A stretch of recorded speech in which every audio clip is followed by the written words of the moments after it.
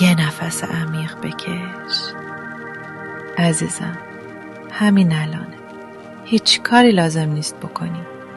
تو این چند دقیقه ذهنت کم کم آروم میشه و بدنت یواش یواش میره تو حال و هوای آرامش. چشاتو به نرمی ببند.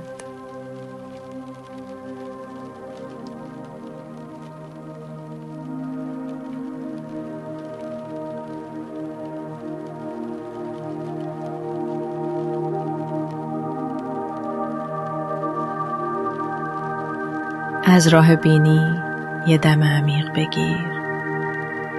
یه کوچولو نگه دار و خیلی آروم از دهنت بده بیرون. با هر بازدم فشار و خستگی رو ول کن. از شونه هات، از فک و از پیشونیت. الان تو امنیتی.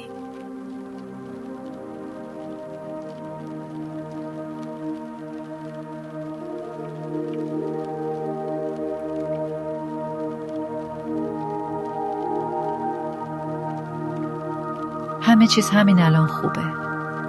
تو تنها نیستی. حالا توجهتو بیار بالای سرت.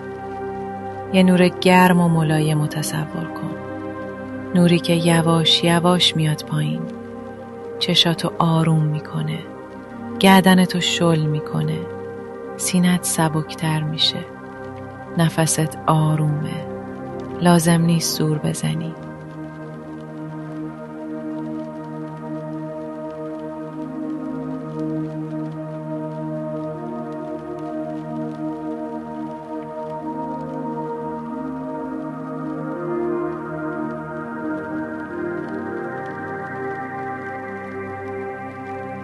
اگه فکری اومد تو ذهنت اشکالی نداره.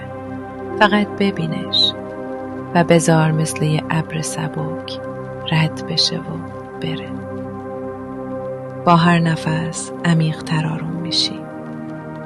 اگه داری قبل خواب گوش میدی به خودت اجازه بده کامل رهاشی.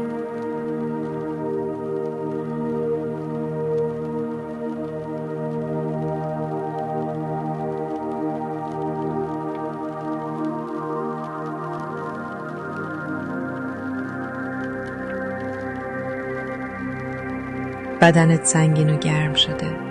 ذهنت ساکت و آرومه. الان فقط استراحت کن عزیزم. تو لیاقتشو داری. لیاقت آرامشو داری. و اگه این مدیتیشن یه ذره حالت رو بهتر کرد، برای لحظه های بیشتر آروم و حال خوب کانالو دنبال کن.